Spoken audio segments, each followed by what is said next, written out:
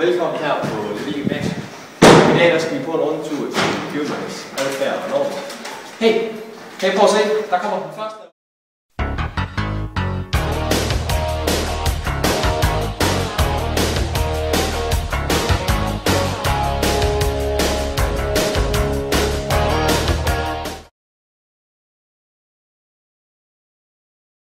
En vigtig del af livet som første 2G er at opvarte samt servicere 3.G'erne på alle mulige måder, i denne bestræbelse på at skaffe point hos det modsatte køn.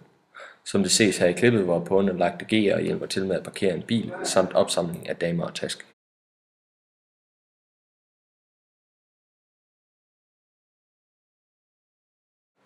I klippet ses en 3.G'er, som har fået fingrene i et stykke glimrende hundkøn.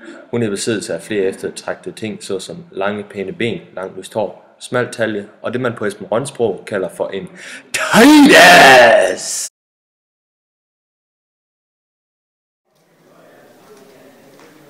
Tredje er som alfahannerne i ugen.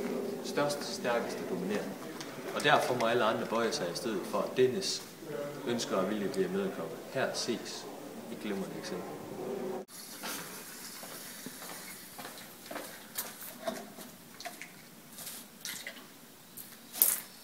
Det er jo ikke godt nok, det er. I ulveflokken gælder det, at alferne spiser først. Det er et fænomen, som også kommer til udtryk her på Gøm i en serie af uskrevne regler.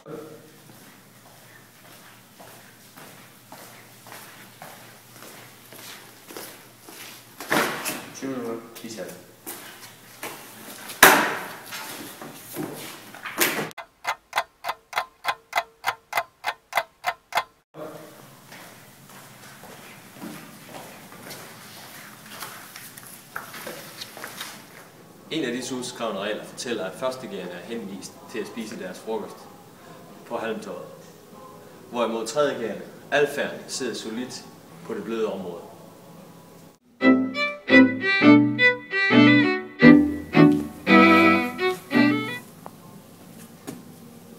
Hvad nu? Du sidder ude området. Ja. Det er først sker.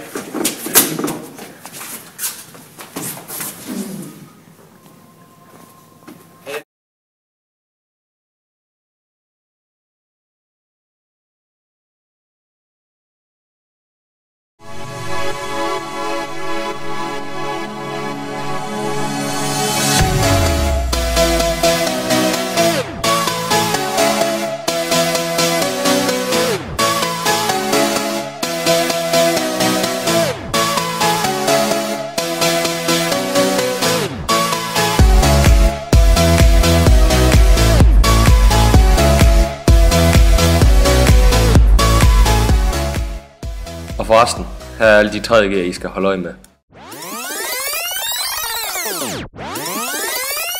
Jeg er ikke som de andre. Jeg er noget for mig selv.